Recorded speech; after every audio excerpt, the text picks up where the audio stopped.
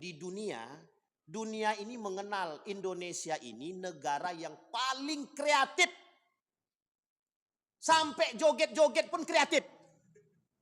Itu penjajahan paling besar, Pak. Di negara kita nih, Pak. Coba bayangkan. Apa kata Nabi dalam hadisnya? Nabi kan sesuai. Apa kata Nabi? La tattabi'anna ummati sunana min qablikum shibran bi shibrin. Kata Nabi, kelak umatku akan mengikuti perbuatan-perbuatan gaya-gaya orang-orang dahulu.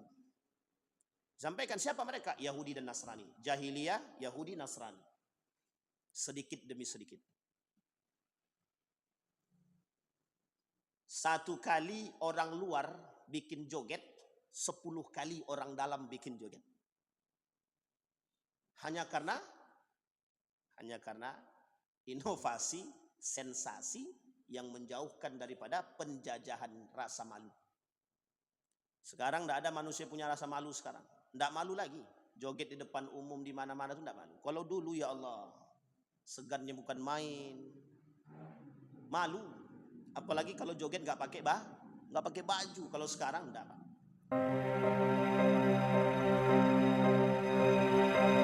Allahilladzi an'ama bi ni'matil iman wal islam bihima tatimmus salihat. Ashhadu an la ilaha illallah wahdahu la syarika lah wa ashhadu anna Muhammadan abduhu wa rasuluh la nabiyya ba'd. Allahumma salli wa sallim wa barik ala hadzal nabiyil karim. Allahumma salli ala Muhammad wa ala ali Muhammad wa ala ali Muhammad fil alamin innaka Hamidum Majid. Ya ayuhan nasu اتقوا ربكم الذي خلقكم من نفس واحدة وخلق منها زوجها وبث منهما رجالا كثيرا ونساء واتقوا الله الذي تساءلون به والأرحم إن الله كان عليكم رقيبا وقال الله تعالى يا أيها الذين آمنوا اتقوا الله وقولوا قولا سديدا يصلح لكم أعمالكم ويغفر لكم ذنوبكم ومن يطع الله ورسوله فقد فاز فوزا عظيما. Puji syukur kehadirat Allah dengan mengucapkan alhamdulillahirabbil alamin, berselawat kepada Nabi dengan mengucapkan Allahumma salli ala Muhammad wa ala ali Muhammad fil alamin innaka Hamidum Majid. Bapak Ibu sekalian yang berbahagia, mudah-mudahan di subuh hari ini Allah meridhai setiap langkah kita. Allah berkahi, Allah sehatkan, Allah kuatkan kita semua. Allah jadikan kita orang-orang yang selalu bersyukur akan segala nikmat-Nya. Allah kemudian kelak menjadikan kita orang-orang yang husnul khatimah. Kemudian Bapak Ibu sekalian yang berbahagia, untuk orang tua kita yang telah mendahului kita, Allah tempatkan di tempat terbaik di sisinya, Allah terima amal ibadahnya, dan Allah kumpulkan bersama orang-orang yang saleh. Untuk orang tua kita yang masih hidup, Allah sehatkan, Allah kuatkan. Kemudian husnul khatimah dan istiqamah dalam kebaikan dan ketaatan kepada Allah. Amin ya rabbal alamin. Baik Bapak Ibu sekalian yang berbahagia, di dalam satu hadis baginda Nabi Muhammad sallallahu alaihi wasallam, kata Nabi, ya'ti 'alan nasi zamanun himmatuhum butunuhum wa syarafuhum mata'uhum wa qiblatuhum nisa'uhum wa dinuhum darahimuhum wa dananiruhum ulaika syarrul khaliq la khalaqa lahum 'indallah. Di dalam riwayat yang lain yang dibetulkan oleh atau disahahahu Albani, yang dibenarkan, yang disahihkan oleh Albani, diriwayatkan oleh Imam Ahmad ibn Hanbal, min asyratis sa'ah anna Nabi sallallahu alaihi wasallam qad akhbara anna al-qawi ya'kulu ad-dha'if fa innahu qad ja'a fi hadits Aisyah qalat kaifa an-nasu ba'da dhalika aw 'inda dhalika lamma qala tastahlihim al-manaya wa tanfusu 'alaihim ummatahum qala dibbi ya'kulu shadaiduhu du'afa'ahu hatta taquma alaihim as-sa'ah. Apa kata Nabi? Kata Nabi di dalam hadis dia yang pertama, manusia itu kemuliaannya terletak kepada harta. Akan datang satu masa kepada mereka, himmatuhum, keinginan mereka, cita-cita mereka adalah perut mereka. Dan kemuliaan mereka ada pada harta yang mereka miliki. Kemudian kiblat mereka adalah perempuan. Dan agama mereka adalah dirham dan dinar. Dinar dan dirham. Dinar artinya emas, dirham artinya perak. Ulaika syarrul khalaik atau syarrul khaliq. La khalaqa indahum, la khalaqa lahum indallah. Kata Nabi, itulah sebaik-baik atau seburuk-buruknya syarrul khaliq, seburuk-buruknya ciptaan. Kemudian kata Nabi, la khalaqa lahum, mereka tidak punya akhlak. Dan bagi Allah mereka manusia-manusia yang jauh daripada Allah. Dan mereka enggan, Allah enggan melihat mereka. Pada hadis yang kedua, kata Nabi yang diriwayatkan oleh Imam Ahmad, bahwa Nabi mengatakan, qala akhbarana, dikabarkan kepada kita bahwa Nabi mengatakan orang yang kuat akan menindas yang lemah. Orang yang kuat akan menindas yang lemah. Kemudian disampaikan, dilanjutkan hadisnya, kata Aisyah, wa qalat Aisyah, fi hadithi Aisyah qalat, di dalam hadisnya Aisyah berkata, kata Aisyah, ya'kulu syada'id, syada'id itu yang kuat, yang syadid, yang kuat. Du'afa'ahu, yang lemah-lemah tadi dimakan oleh yang kuat-kuat tadi. Kemudian kata kelanjutan hadisnya, hatta taquma alaihim sa'ah, sampailah datang kepada mereka hari kiamat. Jadi Bapak Ibu sekalian yang berbahagia, kejahatan, kemungkaran itu sampai hari kiamat itu tetap ada. Hanya saja Nabi mengatakan kepada kita, orang-orang beriman, untuk menjaga kondisi agar kita bisa berada pada posisi yang baik atau pada posisi yang salah atau yang keluar daripada jalur. Setidaknya di dalam Al-Quran ada 3 ayat yang berbicara tentang persoalan kezaliman. Tapi kita kerucut ini. Yang disebut dengan kezaliman di sini yang ingin kita angkat di subuh hari ini adalah kolonialisme. Apa kata Al-Quran di dalam apa kata Allah di dalam Al-Quran tentang proses kolonialisme itu? Setidaknya ada 3 ayat. Yang pertama, wala ta'kulu amwalakum bainakum bil batil. Mengambil hak orang lain, baik dia muslim atau non-muslim, tapi dengan cara yang batil. Ini apakah harta saja? Tidak, ini hanya kiasan. Meskipun di sini disebutkan harta, tapi kolonialisme yang dilakukan dalam proses pencabut atau pengambilan hak orang lain tadi, itu dengan cara paksa. Dengan cara yang batil. Dengan cara yang tidak disukai oleh Allah. Nanti kita lihat apa yang disebut dengan kolonialisme. Kemudian pada ayat yang kedua, alam tara kaifa fa'ala rabbuka bi ashabil fil. Kejadian perebutan negara, perebutan daerah atau penaklukan daerah yang dilakukan oleh Raja Habasyah terhadap Makkah Al-Mukarramah, lebih tepatnya Ka'bah. Tapi bagaimana cara Allah mengambil alih kepada orang-orang tersebut dengan mendatangkan bencana bagi mereka, api, batu-batu kecil yang kemudian ada apinya. Kemudian pada hadis yang ketiga, fama amana li Musa illa dzurriyyatan min qaumihi ala khaufin min fir'aun wa malaihim an yaftinahum wa inna fir'auna la'ali fil ardi. Ini kalimatnya. Wa inna fir'auna la'alin fil ardi wa innahu laminal musrifin. Apa kata Allah? Sesungguhnya proses atau kejadian yang terjadi pada Nabi Musa, yang ketika itu Nabi Musa berada bersama Fir'aun, sedangkan Fir'aun berada pada posisi yang ali. Kezaliman yang dilakukan oleh Fir'aun, penindasan yang dilakukan oleh Fir'aun, itu adalah perebutan kekuasaan dari sistem yang dilakukan. Fir'aun tidak bisa merebut kalau tidak masuk sistem. Karena sistemnya dinasti, kekerajaan, maka sistem ini yang kemudian menjadi persoalan. Sehingga kolonialisme yang dilakukan pada masa Fir'aun itu adalah melalui sistem. Artinya apa? Yang di atas bisa menindas yang di bawah. Bahkan sekelas Nabi Musa dan Harun, nabi yang diutus dua sekaligus. Idhaba Fir'aun, Musa wa Harun, idhaba ila Fir'aun innahu tagha. Kata Allah kepada Musa dan Harun, hei Musa, Harun, pergi berdakwah kalian kepada Fir'aun. Fir'aun itu sudah melampaui batas, tagha.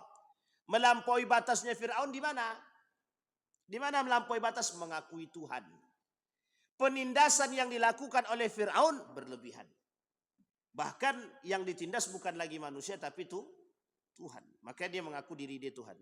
Sampai Fir'aun bilang sama asistennya itu, bangunkan aku bangunan yang tinggi sampai ke langit. Aku pengen lihat sekuat apa Tuhannya Musa itu. Ternyata ketika ditenggelamkan di laut, nah ini yang kemudian prosesnya nanti kita lihat. Bapak Ibu sekalian yang berbahagia, apa maksud daripada kolonialisme? Nah, ini yang ingin saya sampaikan kepada Bapak Ibu. Biar kita ini terbuka juga mata kita nih sekarang. Bapak Ibu, arti kolonialisme itu penjajahan. Apa artinya Bapak Ibu? Penjajahan. Sekarang saya tanya, pernah nggak kita dijajah? Negara Republik Indonesia ini dijajah oleh berapa negara? Berapa negara? 2, 3, 4. Lupa. Jadi sejarahnya kemana nih? Secara fisik kita dijajah oleh 2 negara. Jepang, Belanda. Hiroshima, Nagasaki. Ini sejarah ya, Bapak Ibu yang Bapak Ibu. Tapi Indonesia dijajah dalam alam fikir 4 negara. Jepang, Belanda, Korea, dan Cina. Ini tidak bisa dilepas, Pak. Sementara dari sisi yang lain, Indonesia juga dijajah oleh 2 negara juga. Dari sisi ekonomi. Termasuk ketika itu Cina, Amerika, dan Yahudi. Dominasi negara-negara yang saya sebutkan tadi, yang berada di negara kita, itu nyata. Bukan hanya sekedar berita ataupun cerita. Tapi itu nyata. Kita ambil contoh. Dulu kita dijajah seperti apa? Kita ambillah penjajahan Belanda. Belanda itu menjajah kita bukan mau ambil rempah-rempah. Tujuannya 3. Apa saja Bapak Ibu? Ada yang tahu? Gold, emas. Glory, harta dan rempah-rempah kita. Yang ketiga, gospel. Itu agama. Jangan dikira Belanda datang ke sini tidak punya motivasi agama. Kalau Jepang motifnya jelas. Jepang jelas. Maka setiap negara yang berada di bawah tekanan Jepang jelas. Apa motifnya? Karena ketika itu Jepang agamanya pun tidak jelas waktu itu. Sehingga kemudian Belanda, apa agama Belanda? Nasrani. Penjajahan yang dilakukan oleh Belanda itu dalam aspek Nasrani, menasranikan orang-orang Indonesia. Jadi secara penjajahan yang mereka lakukan itu selain daripada yang pertama adalah gold, emas. Jangan kira Amerika tidak mengambil emas kita. Cita-cita Amerika, penguasaan dan penindasan penjajahan melalui ekonomi sama. Tujuannya juga emas. Tapi ada tujuan yang kedua yang juga sama dengan tujuannya Belanda. Agama. Ekonomi hanya sebatas tempat atau bagian kecil daripada yang di belakang. Intinya cuma agama. Tapi sebelum ke agama, ambil dulu ekonominya. Kita lihat lagi. Penjajahan pada masa Belanda. Apa yang dilakukan kepada masyarakat Indonesia? Bukan hanya Indonesia saja kan? Negara-negara yang berada di bawah jajahan, Inggris, Belanda, Portugis, dan lain sebagainya. Kita ada namanya kerja paksa. Apa namanya bang? Rodi Romusa. Masih ingat ibu-ibu ya? Tanyakan kepada orang tua kita terdahulu. Nanti kita lihatkan karakter itu terjadi hari ini apa tidak. Bagaimana cara Belanda mengambil itu Bapak Ibu? Memaksa dan secara paksa dengan kekuatan dan kekuasaan. Betul ya? Diambilnya senjata, kalau mau kerja enggak, kalau enggak kerja tembak mati. Kalau tidak muncul resolusi jihad. Kalau bukan karena ini enggak akan muncul resolusi jihad. Fatwa jihad yang dikeluarkan oleh Kiai Haji Hashim Al-Asy'ari. Baik, Adian Husaini, Dr. Adian Husaini menuliskan dalam buku dia halaman 97 pada poin yang ke-15. Dalam judul bukunya mengenal Yahudi, Zionis dan Israel. Ini Bang Didi senang kali. Indonesia, Zionisme adalah kolonialisme paling jahat. Indonesia, Zionisme itu adalah kolonialisme paling jahat. Apa maksudnya itu, Bos? Maksudnya begini. Jahatnya Belanda yang melakukan atau memaksa rakyat Indonesia melakukan kerja paksa itu tidak sejahat yang dilakukan oleh Zionis Amerika. Zionisnya Amerika ini, Zionisnya Yahudi ini itu jauh lebih berbahaya, merusak kita dengan gaya alam fikir, begitu juga pemaksaan, perampasan. Kita lihat apa yang mereka lakukan. Penjajahan terhadap rakyat Palestina itu dirampas. Minta sedikit, dikasih, kemudian mereka buat selebar mungkin. Saya kasih tahu Bapak Ibu. Dalam perjanjian yang dikeluarkan oleh PBB 1947, tanah Israel itu hanya sedikit. Dan mereka mengambil, mencaploknya lebih daripada batas yang sudah ditentukan. Itu keterlaluannya daripada Yahudi itu. Jadi kalau sekarang ada orang mencaplok laut, langit, tanah, itu lebih parah daripada Zionis. Lebih parah daripada Yahudi itu. Makanya Bapak Ibu. Nah, terjadi enggak itu di negara kita sekarang? Ternyata Bapak Ibu, penjajahan yang dilakukan oleh 3 negara yang saya sebutkan. Baik Cina maupun Amerika ataupun Yahudi bukan hanya sekedar ekonomi, tapi lebih tepatnya budaya, ekonomi, pendidikan, agama. Kita ambil contoh. Nanti kalau Bapak Ibu ke Bali, di Bali, ini kasusnya udah lama sebenarnya. Nanti kalau Bapak Ibu ke Bali, di Bali itu nanti sudah banyak tukar mata uangnya itu bukan lagi dengan belanja itu bukan lagi dengan rupiah, tapi dengan mata uang Cina dan dolar. Jadi nampak kalau Bapak Ibu pengen lihat Amerika bersaing dengan Cina, pergi ke Bali. Dalam perang mata uangnya kelihatan di situ. Satu tempat menggunakan dolar, satu tempat menggunakan mata uang Cina. Pertanyaannya di mana mata uang Indonesia? Oh iya. Satu. Yang kedua, orang pribumi itu sudah dianggap sebelah mata. Mereka melakukan keonaran di mana-mana itu tanpa ada keadilan bagi rakyat pribumi. Begitu Pak. Yang mereka lakukan sedikit demi sedikit mengambil alih. Mereka tidak diberikan. Ketika mereka tidak diberikan izin, mereka bangun tempat-tempat wisata, kafe, tempat spa, tempat senam, dan lain sebagainya. Tapi mereka menggunakan bahasa-bahasa mereka dan tidak izin kepada pemerintah. Uniknya mereka punya tempat. Coba kita lihat. kita akan merujuk kepada salah satu daerah di Indonesia. Di Yogyakarta, itu tanah itu milik kerajaan. Jadi toko-toko, mal-mal yang besar di Yogyakarta, mereka tidak bisa beli tanah. Mereka hanya bisa menyewa tanah. Tapi apa yang mereka lakukan oleh kelompok-kelompok tertentu agar mereka punya tempat? Menikahlah mereka dengan asli pribumi. Dan ini terjadi.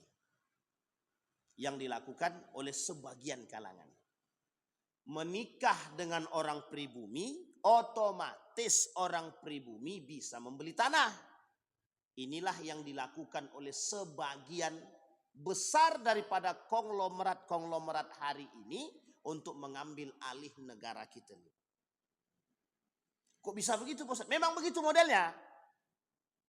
Apa yang dilakukan oleh mereka sama. Snok-Horgen menghancurkan Aceh, nikah dulu dengan anak kerajaan Aceh. Salah satu abdi dalam, orang kerajaan darah biru dinikahi oleh Snok-Horgen. Snok-Horgen ini orientalis. Setelah menikah diobrak-abriknya kerajaan Aceh. Samudra Pak, Pasai. Hancur Pak. Hancur lebur. Snok-Horgen. Yang hari ini dipuja dan dipuji. Nah, sekarang saya mau lihat. Mau kasih tahu sama Bapak Ibu. Ada buku namanya, ada kitab namanya Darmo Gandul. Pernah dengar Bapak Ibu kitab Darmo Gandul? Oh enggak pernah ya. Nah, ini kitabnya. Dalam kitab Darmo Gandul ini Bapak Ibu, itu kitab ini kitab nyeleneh, sesat. Tapi kitab ini dijadikan rujukan oleh orang-orang berakal ketika itu dengan tujuan untuk mengalihkan pandangan mereka daripada agama yang benar. Tujuannya apa? Penjajahan agama. Sehingga salah satu di antaranya Snok-Horgen inilah orang yang menyebarkan agama melalui kitab Darmo Gandul. Jadi biar Bapak Ibu tahu kenapa agama ateis, kenapa ada orang percaya kepada pohon dan lain sebagainya. Kenapa tidak usah kita menyembah Islam dan lain sebagainya itu. Itu salah satu pengaruhnya adalah dari kitab itu yang tidak tahu asal muasalnya. Ini kami sampaikan waktu itu di Masjid Nurul Yakin. Ini poin penting Pak. Jadi kita ini sekarang sedang dalam keadaan penjajahan. Tapi penjajahan perang itu dulu Ustaz. Betul, sekarang dijajah juga dari berbagai macam aspek. Nah ini yang mau kita bahas. Yang pertama kita dijajah dari segi ekonomi. Kita lihat dulu. Kita dijajah dari segi ekonomi. Sekarang Bapak Ibu lihat pemegang kekuasaan. Sekarang Bapak Ibu boleh lihat orang kaya di negara kita nih bermata seperti apa. Ini bukan rasis, tapi Bapak Ibu buktikan orang kaya di negara kita ini orang mana? Khairul Tanjung itu nomor berapa? Orang Indonesia terkaya nomor berapa di Indonesia? Ada yang pada tahun 2017 itu masuk pada tahun 2018-19 masuk pada nomor urutan yang kelima. Pertanyaannya yang empatnya siapa? Paham sampai di sini Bapak Ibu? Bapak Ibu tahu yang punya rokok Sampurna? Bapak Ibu pernah tanya sama mereka, anak-anaknya merokok apa tidak? Enggak merokok Pak. Jarum di Jawa. Tanyalah. Saya punya kawan yang kerja di situ. Jarum itu, yang punya jarum saja, anaknya tidak pernah merokok. Para penguasa-penguasa ini tadi, elit-elit tadi. Dan yang punya bukan kita. Coba bayangkan, mereka yang punya, mereka yang memproduksi, mereka tidak menghisap siapa konsumennya? Kita. Bahkan pendapatan besar dari situ. Bahkan uniknya lagi penjajahan secara tidak kita sadari untuk menyebarkan rokok-rokok ini keliling dari rumah ke rumah melalui marketing-marketing tadi menggunakan perempuan-perempuan yang berpakaian seksi. Dan itu daya tahan. Itu yang pertama. Yang kedua, ketika Amerika membangun sistem ekonomi melalui perbankan, salah satu cara Amerika menarik emas di negara Republik Indonesia. Cara mereka mengambil emas kita. Dulu rupiah kita ini backupnya emas 1995. Kalau masih dapat itu koinnya masih ada, simpanlah, masih ada bumbu-bumbu emasnya. Masih ada Pak bumbu-bumbu emasnya. Dibuatlah cincin oleh orang tua zaman dulu kan. Bang Didi termasuk? Termasuk tidak punya maksudnya kan. Tapi setelah itu Bapak Ibu tidak berubah dari emas jadi perak. Sekarang Bapak Ibu cek lagi. Peraknya masih banyak enggak? Udah enggak ada. Berubahlah mata uang kita hari ini menggunakan timah. Timah pun sekarang sudah mulai berkurang. Tidak lagi jadi mata uang. Ibu lihat duit kita yang tadinya berat, agak berubah jadi semi berat. Sekarang uang koin itu seringan-ringannya. Seringan-ringannya uang koin. Bayangkan. Karena tidak ada lagi backupan Pak. Pertanyaannya adalah bagaimana cara mereka mengambil emas kita ini Pak Ustadz. Yang tidak di backup lagi. Banyak cara. Satu, melalui sumber daya alam. Sumber daya alam. Di mana tempat-tempat emas yang ada di Indonesia? Pertanyaannya banyak apa sedikit? Tahun 2000, saya keluar dari pondok itu 2008. Di tahun 2008, 2007-2008, kami pernah main di salah satu pulau di Jawa Timur.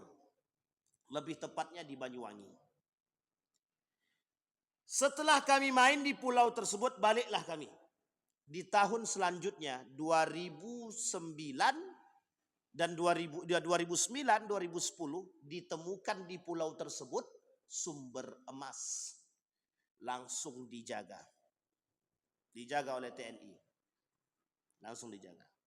Setelah itu menjadi satu fenomena kerusakan. Apa yang terjadi? Perebutan. Perebutan tempat. Itu pulau Pak, pulau. Yang ditemukan di pulau tersebut emas. Semenjak diketahui ditemukan emas tersebut, langsung diambil alih. Ini poin penting. Sehingga negara-negara yang melihat itu, yang ingin menguasai itu, berusaha bekerja sama dengan menawarkan tawaran-tawaran yang besar. Itulah yang terjadi di tempat yang ada di Papua. Begitulah banyaknya emas kita nih, tapi kita tak merasakan emas itu. Berapa harga emas sekarang ibu-ibu? Yang tahu ibu-ibu nih. Berapa nih kemarin? Itu 22 gram, apa 24 karat? 24 karat. 1 gramnya, 1 emasnya 4.500.000. La ilaha illallah. Abang punya emas? 4.800.000. Nah, dan naik pula 48. Nah, coba bayangkan. Tapi pertanyaannya, kita yang di negara kita, tapi kita tak merasakan. Tak merasakan sama sekali, Pak. Makanya Bapak Ibu, kok bisa kita punya kekayaan tapi kita tidak merasakan? Kenapa Saudi itu negaranya kaya? Kenapa Qatar itu kaya? Kenapa Oman itu kaya? Oman itu Bapak Ibu 40.000. 1 rialnya dia 40.000 kita. 1 rial itu, 1 rial 40.000 kita. Itu tertinggi Pak. Termahal. Qatar, Oman, Dubai lebih tinggi Qatar. 40.000 1 rial. Coba bayangkan tuh. Itu kalau 5 rial berapa Bang? 4 kali 5, 200.000. Makan berapa hari? Kalau bahasa kasar kita hari ini. Tapi penjajahan yang mereka lakukan, diambil, dibuat kontrak bertahun-tahun. Kita tidak merasakan. Satu ketika ada seorang profesor curhat. Sebenarnya bukan curhat, beliau cerita sama saya. Wan, ternyata ya, aku dapat beasiswa ini, itu sebenarnya hanya bagian kecil dari apa yang mereka ambil dari negara kita. Saya bilang sama beliau, Prof, kok baru nyadar? Kok baru sadar? Yang mereka bangga-banggakan mendapat beasiswa ternyata hasil alam bumi kita sendiri dan hanya bagian kecil daripada apa yang mereka dapatkan. Saya bilang sama beliau, kok baru sadar? Bangga lisan ini dengan diberikan beasiswa tapi tak mampu berkoar tentang pribumi. Itu yang pertama. Yang kedua, cara mereka merusak kita. Ini terjadi, Pak. Cara mereka merusak kita hari ini dan ada kaitannya dengan agama. Ada. Ketika mereka berhasil menjauhkan nilai agama dari ekonomi, perhatikan baik-baik. Bagaimana orang Indonesia tidak merasa cinta terhadap produk dalam negeri. Boleh Bapak Ibu cek sepatu-sepatu Bapak Ibu, sendal-sendal Bapak Ibu, baju-baju Bapak Ibu. Perhatikan mana yang asli produk Indonesia. Cari mana yang asli produk Indonesia. Baju yang kita pakai mana yang asli produk Indonesia. Dari sekian banyak barang yang kita miliki, mana yang asli produk Indonesia. Selain daripada tusuk gigi. Enggak lagi dah. Bukan tusuk gigi yang Cina. Tusuk gigi dari lidi. Habis makan sate kan ada lidinya tuh. Tusuk gigi itulah yang paling asli untuk milik produk Indonesia. Bisa dipastikan Pak? Iya. Salah satu Pak. Ini saya sampaikan Bapak Ibu. Politik ekonomi Islam. Kami dulu pernah mengkaji ini. Dan saya termasuk orang yang dalam kuliah waktu di Yogyakarta memberikan kuliah terhadap politik ekonomi Islam. Ketika itu saya sampaikan di mahasiswa S2 pasca sarjana UGM, Universitas Gadjah Mada, kita berdiskusi tentang politik ekonomi Islam. Bayangkan, politik yang mereka lakukan menjauhkan kita daripada ekonomi adalah menjauhkan rasa cinta orang pribumi terhadap produk dalam negeri. Itu program Pak yang mereka lakukan. Dan program ini berhasil mereka lakukan di dalam agama, penjauhan nilai agama. Ketidakpercayaan umat muslim terhadap nilai-nilai agama, itu bagian daripada hal itu. Coba bayangkan, berapa tidak percayanya orang-orang dalam negeri terhadap produk. Melalui lisan siapa? Para artis. Melalui siapa? Public figure.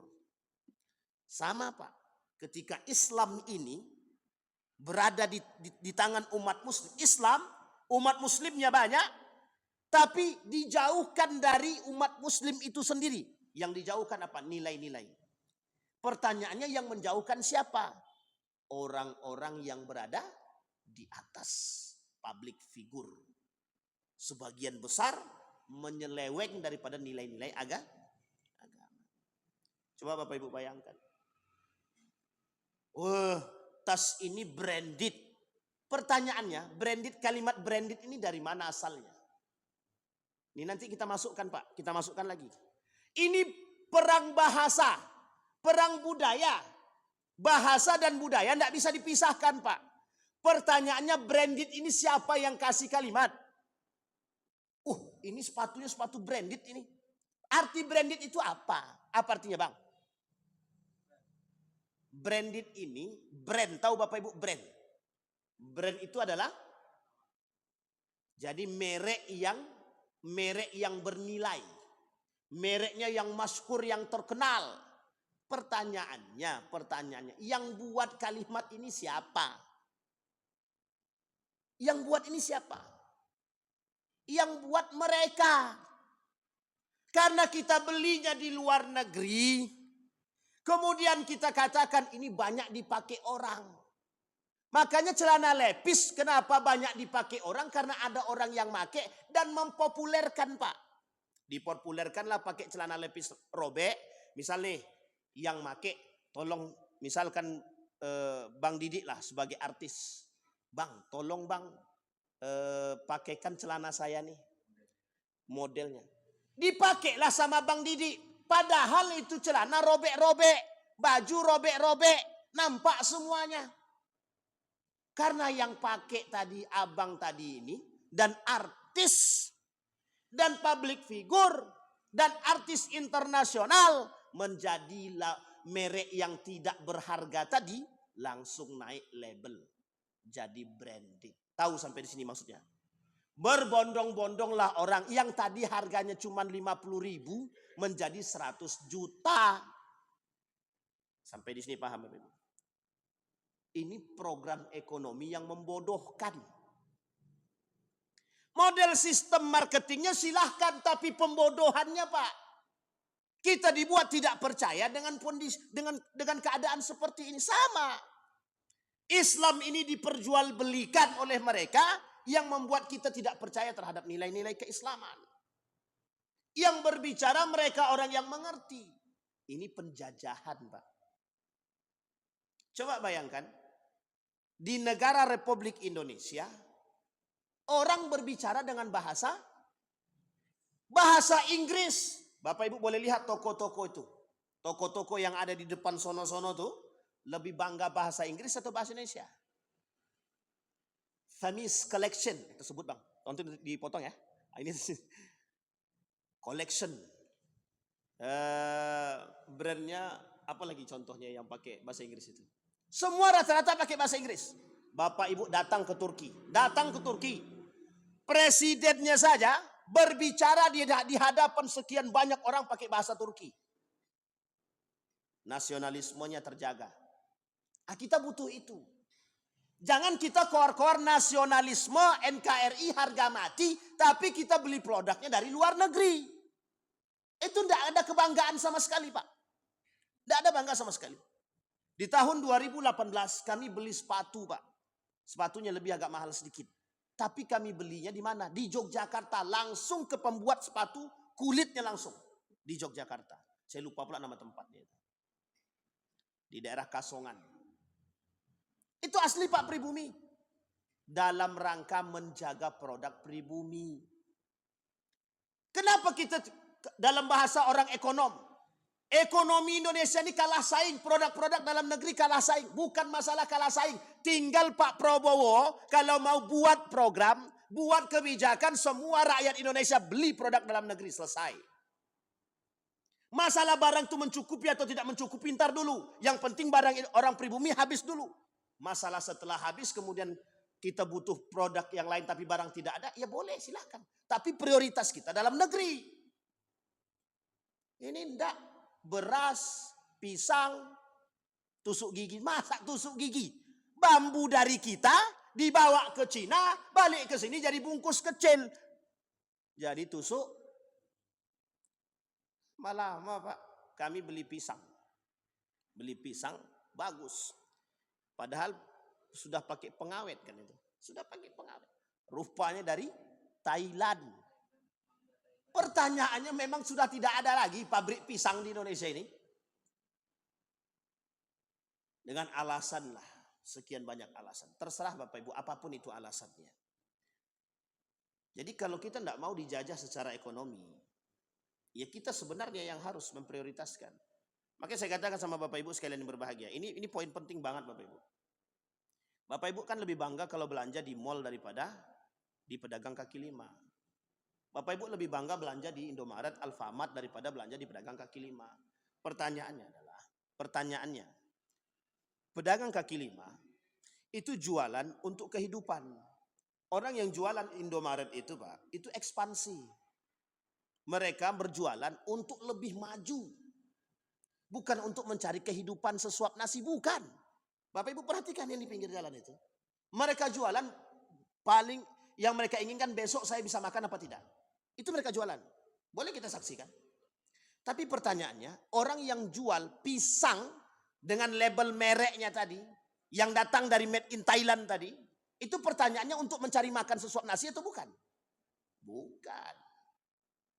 Itu yang kemudian kita, makanya Bapak Ibu sekalian yang berbahagia, bukan persoalan masyarakat Indonesia ini tidak kreatif. Bapak Ibu, di dunia ini mengenal Indonesia ini negara yang paling kreatif.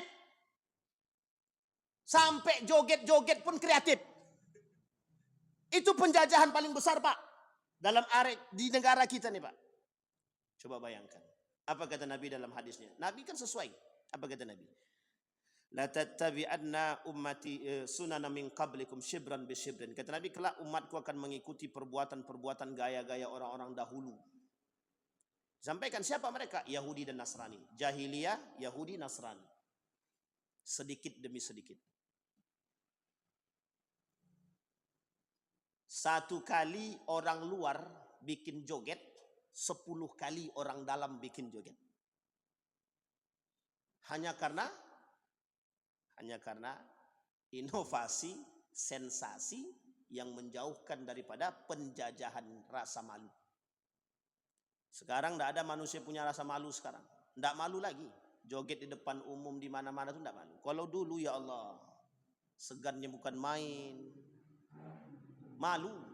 Apalagi kalau joget nggak pakai baju. Kalau sekarang tidak. Ekonomi sudah. Sekarang kita lihat pendidikan, penjajahan pendidikan. Saya sampaikan sedikit poin Bapak Ibu. Ketika penjajahan pendidikan, perhatikan. Tolak ukur kapasitas daripada perguruan tinggi dan sekolah sekarang itu adalah matematika, bahasa Indonesia, bahasa Inggris. Ya. Kalau bahasa Indonesia oke. Bahasa Inggris, matematika. Sekarang pertanyaannya, di mana agamanya? Di mana agamanya? Yang tidak menjadi tolak ukur bagusnya satu sekolah. Yang menjadi tolak ukur anaknya cerdas, bahasa Indonesianya bagus, bahasa Inggrisnya bagus, matematikanya bagus. Indonesia Pak, kalau dalam olimpiade matematika, olimpiade fisika kimia, diakui oleh dunia anak Indonesia terhebat. Diakui.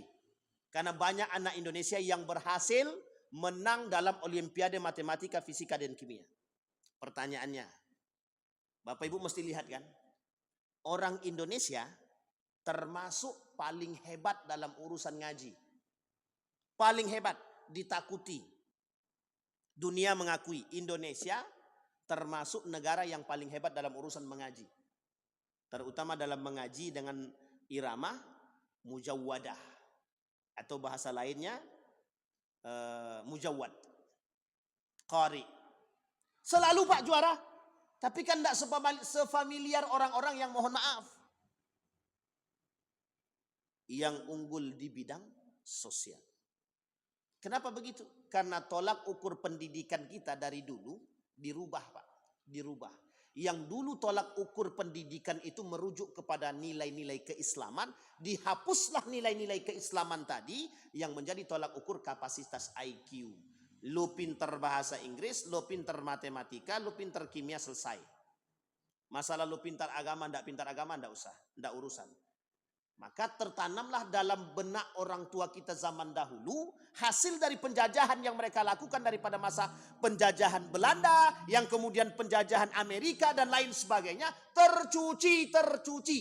Apa kata orang tua kita? Sekolah itu untuk cari kerja. Akhirnya apa yang tertanam dalam benak orang tua kita?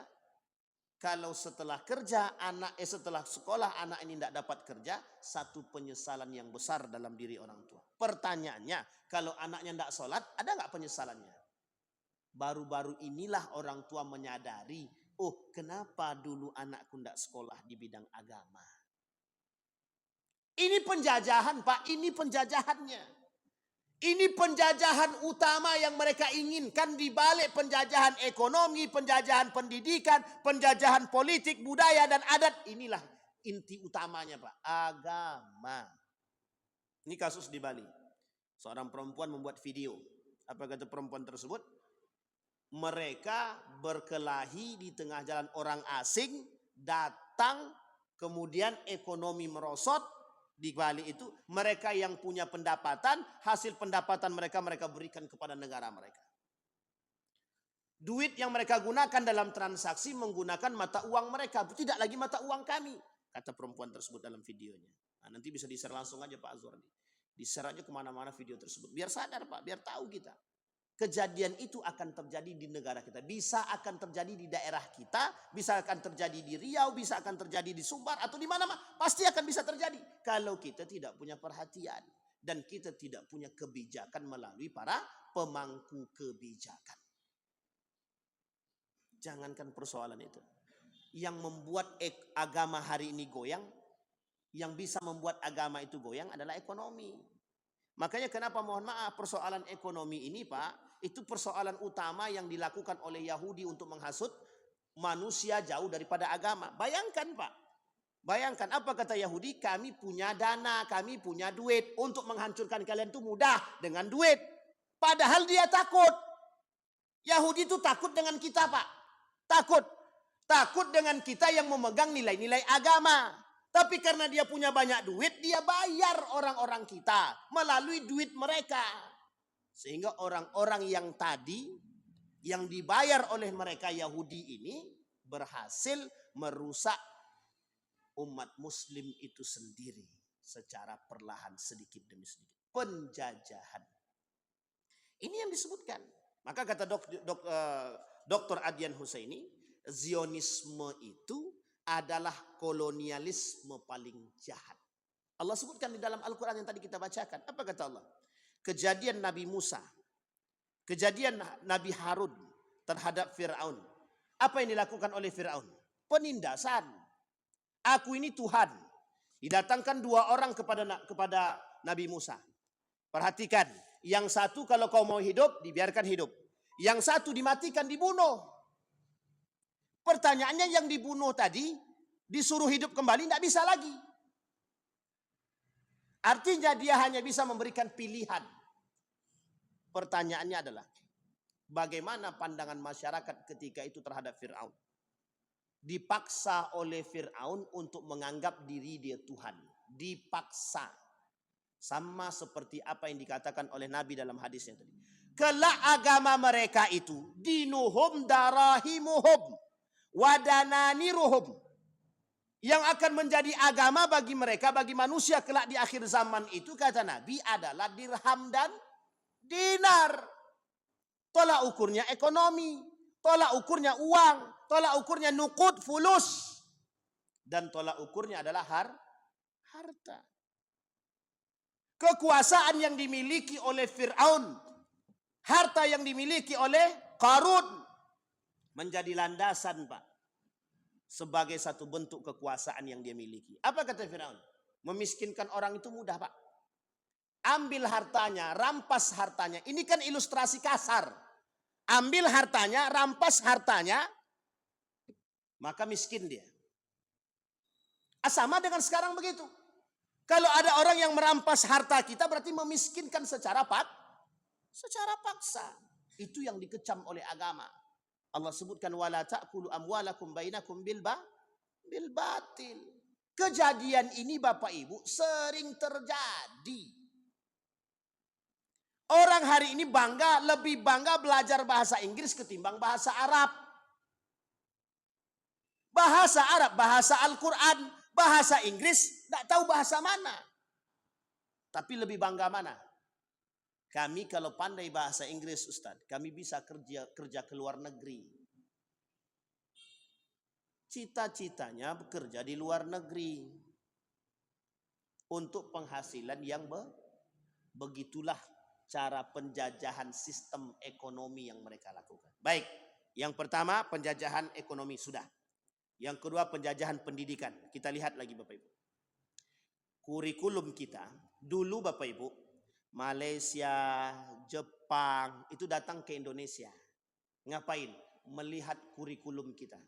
Sekarang balik, kita yang ke sana untuk studi banding kurikulum. Makanya tiap tahun berubah. Tiap siapa yang berkuasa berubah kurikulum itu. Tidak tahu kapan eksisnya kurikulum kita itu Pak. Kenapa begitu? Setiap para penguasa ingin merubah kurikulum. Iya Ustaz, ada anggarannya, itu pandai-pandailah. Sampai di sini paham. Maka kurikulum berubah Pak. Ada salah satu pesantren di Indonesia ini, kurikulumnya dari dulu sampai sekarang tidak berubah. Dan tidak mau di bawah pemerintah. Pondok Pesantren Darussalam Gontor. Dari dulu sampai hari ini, 1926 sampai hari ini, kurikulumnya cuma satu. Tidak ada duanya Pak. Satu. Oh, ijazahnya tidak mau diakui pemerintah, tidak ada masalah. Orang-orang, mohon maaf Pak, ini saya cerita saya sedikit. Mencari alamat saja, mencari alamat. Dulu termasuk saya pribadi, mencari alamat pondok itu saja, susahnya bukan main. Karena tidak ada tanda panahnya, tidak ada. Promosinya tidak ada. Taunya hanya dari lisan ke lisan. Sampai di Ponorogo sesat pula lagi. Karena tidak punya tanda Pak. Baru-baru inilah kemudian diberikan tanda. Ini loh alamat masuknya, tandanya. Nanti sampai jalan-jalan nanti ada tanda ke Pondok Gontor. So, cuma itu Pak. Zaman saya dulu malah tidak ada. Cari sendiri, datang sendiri. Mau belajar kalian datang, tak mau berhenti. Begitu modelnya Pak. Yang butuh itu santri, bukan pondok. Kalau sekarang pondok butuh santri. Kalau dulu santri butuh pondok. Bapak Ibu boleh lihat sejarah-sejarah pondok-pondok. Baik Tebu Ireng, mana lagi Sidogiri dan lain sebagainya. Boleh Bapak Ibu cek bagaimana latar belakang pondok itu. Dulu santri yang butuh pondok, bukan pondok yang butuh santri. Kalau sekarang pondok butuh santri, sekolah yang butuh santri sekarang. Ini model perubahan. Satu ketika pimpinan Pondok Gontor itu, pendirinya itu, dengan Mukti Ali, kalau saya tak salah itu Mukti Ali, Menteri Agama. Apa kata beliau? Pilih yang mana? Intelektual yang agama, yang mengerti agama, atau agama yang agamawan, atau ulama yang mengerti, ulama yang intelektual, atau intelektual yang mengerti agama. Pilih mana Bapak Ibu? Intelektual yang mengerti agama atau ulama yang intelek? Di pondok kami pilihannya ulama yang intelek, bukan intelek yang mengerti agama. Tahu alasannya Bapak Ibu? Ternyata betul perkataan beliau itu. Kalau intelek yang mengerti agama itu berbahaya, agama jadi mainan. Sedangkan ulama yang mengerti, yang intelek saja bisa mempermainkan agama, apalagi yang intelek yang mengerti agama. Karena dasar utamanya apa? Inteleknya, bukan agamanya. Maka dasar utama itu adalah agama. Maka wajar Bapak Ibu ketika ada yang mengatakan musuh agama, musuh negara itu adalah agama. Siapa yang ngomong itu? Ada yang tahu namanya? Siapa Bapak Ibu yang pernah bicara musuhnya negara itu adalah agama? Siapa? Ketua BPIP. Bayangkan tuh, musuh negara adalah, tahu Bapak Ibu alasannya apa? Karena orang beragama mesti menjaga nilai dan norma. Itulah yang menjadi poin penting. Penjajahan terhadap pendidikan hari ini berhasil mereka. Apa hasilnya? Menjauhkan anak-anak kita hari ini dari nilai-nilai agama dan akhlak-akhlak yang mulia. Akhirnya apa yang kita rasakan? Banyak sekali penjajahan akhlak. Banyak yang tidak berakhlak hari ini. Mulai dari atasan sampai bawahan. Tidak punya akhlak. Orang-orang tidak punya akhlak lagi. Tahu ini haknya orang lain masih diembat. Tahu ini di negara orang asing datang ke negara kita, orang asing datang ke negara kita, punya kita diambil, kemudian kita ditindas. Maka salah satu ilustrasi yang diberikan oleh perempuan tersebut dalam videonya itu, negara Dubai. Orangnya banyak, orang asingnya pendatangnya mayoritas, tapi berpegang teguh pada nilai dan mentaati aturan. Karena yang tidak mentaati aturan dihabisi. Yang tidak mentaati aturan disuruh pergi. Nah, kita butuh kebijakan-kebijakan keras seperti ini terhadap orang-orang yang pendatang, orang-orang asing yang datang ke negara kita, tapi harus menjaga nilai-nilai nilai-nilai agama dan nilai-nilai budaya. Sekarang Bapak Ibu boleh lihat tuh, budaya hilang sedikit demi sedikit. Budaya itu hilang. Di kota Bapak Ibu tidak akan lihat lagi budaya-budaya, nilai-nilai adat istiadat itu tidak ada lagi. Tapi kalau Bapak Ibu masih balik ke desa, masih terasa dia. Masih terasa, apalagi dalam urusan pernikahan. Oh, terasa betul. 1 hari, 2 hari, 3 hari. Kalau di sini dari pagi sampai siang selesai. Yang penting nikah, akad nikah selesai. Dah selesai Pak, begitu. Tidak terasa Pak. Padahal adat-adat, nilai-nilai budaya itu penting. Makanya bahasanya melestarikan budaya. Termasuk Pak, mohon maaf, warisan yang ditinggalkan oleh Nabi kepada kita, warisan yang ditinggalkan oleh Nabi kepada kita, jangan sampai kita hilangkan. Cuman 2 Pak, warisan yang ditinggalkan oleh Nabi kepada kita. 1 Al-Quran, 1 lagi hadis. 2 ini digodok menjadi 1 yang disebut dengan ilmu. Wa innal anbiya la yarithu dinaran wala dirham walakin yarithul ilma. Para nabi itu tidak mewariskan kepada para ulama itu dinar dan dirham, tapi yang mereka wariskan adalah ilmu. Walakin yarithul ilma. Sampai di sini ada pertanyaan Bapak Ibu terkait kolonialisme penjajahan. Berarti kita sekarang sedang dijajah Pak Ustaz, betul. Dulu saya pernah tuliskan begini di tahun 2020 ke bawah, kembalinya negara boneka. Kenapa begitu? Oh, dulu kita digitukan. Dulu ada bahasa negara boneka, betul ya? Sekarang bedanya apa? Maka bahasanya adalah kembalinya negara boneka. Maksudnya apa kembalinya negara boneka ini? Nah, ini menjadi persoalan kita bersama. Artinya Bapak Ibu sekalian yang berbahagia, kenapa Turki bisa merebut negara mereka melalui Erdogan, kemudian sebelumnya mereka punya 1 politik yang mereka pegang, namanya politik identitas. Baik secara ras maupun baik secara identitas kenegaraan, baik itu secara identitas agama. Identitas agama, politik identitas agama dan politik identitas terhadap kewarganegaraan menjadi persoalan. Makanya kenapa sampai hari ini sikap nasionalisme yang dimiliki oleh Turki masih kuat. Kita boleh mencontoh kepada mereka dari sifat nasionalisme yang seperti itu. Menjaga bahasa, menjaga budaya, menjaga agama. Yang menjadi persoalan, jika semua ini tidak ada dari kita lagi, itu yang menjadi masalah kita hari ini Pak. Maka kita tidak bisa mewariskan apapun kepada anak-anak, baik secara adat, budaya, dan lain sebagainya. Nah Bapak Ibu sekalian yang berbahagia, semua ini yang kita sampaikan, itu hanya gambaran kecil dari apa yang terjadi, fenomena-fenomena yang terjadi di akhir-akhir ini sering kita temukan. Tapi tujuan kita menyampaikan agar kita semua sebagai orang-orang pribumi sadar. Kita tidak membedakan kulitnya, tidak. Kita tidak membedakan siapa dia, bukan. Kalau mereka berakhlak, mereka menjaga beragama, itu baik. Tapi kalau mereka justru lebih kuat daripada kita dan menindas kita, inilah yang disebut dengan kolonialisasi. Kembalinya sistem kolonialisasi, penjajahan. Apa dampak daripada penjajahan? Penjarahan. Jarah tahu penjarahan? Perampasan, perampokan, pengambil paksaan. Inilah yang terjadi hari ini. Maka Bapak Ibu sekalian yang berbahagia, buka mata kita, didik anak-anak kita.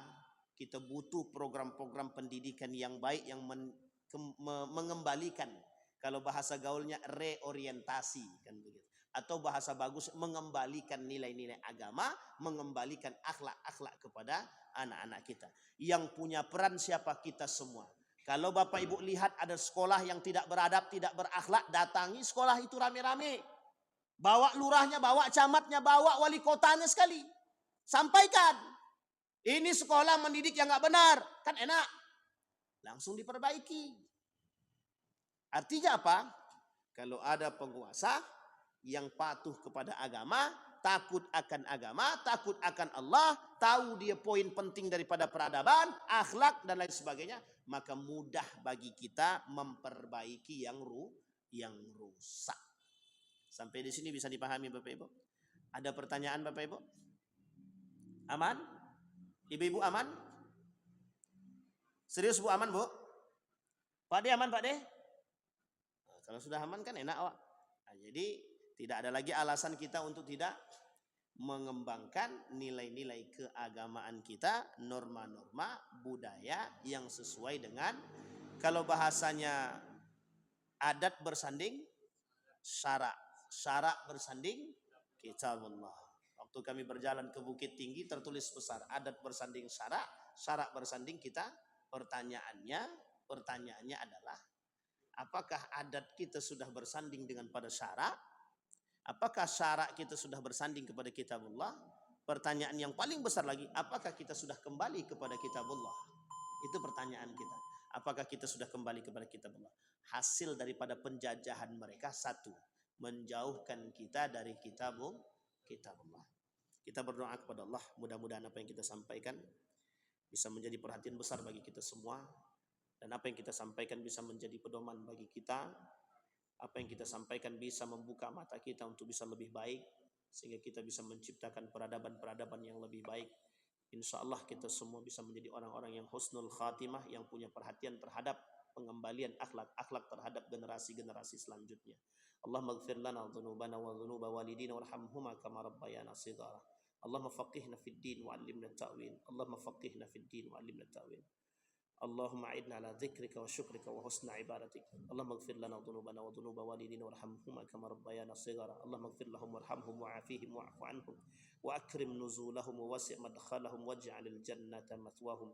اللهم انصر من نصر الدين واخذل من خذل المسلمين. اللهم أرنا الحق حقا وارزقنا اتباعه وأرنا الباطل باطلا وارزقنا اجتنابه. اللهم اجعل شابنا متخلقا بأدب الصالح يا رب العالمين. اللهم انفعنا بما علمتنا ورزقنا علوما تنفعنا في الدين والدنيا والآخرة. اللهم اجعلنا من آخر آيات الله يا رب العالمين.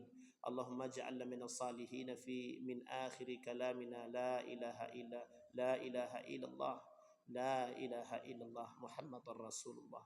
اللهم اجعلنا من الصالحين. ربنا هب لنا من أزواجنا وذرياتنا قرة أعين واجعلنا للمتقين إماما. اللهم إنا نسألك إيمانا كاملا ويقينا صادقا وعملا صالحا مقبولا وتجارة لن تبور. ربنا آتنا في الدنيا حسنة وفي الآخرة حسنة وقنا عذاب النار والحمد لله رب العالمين. السلام عليكم ورحمة الله وبركاته.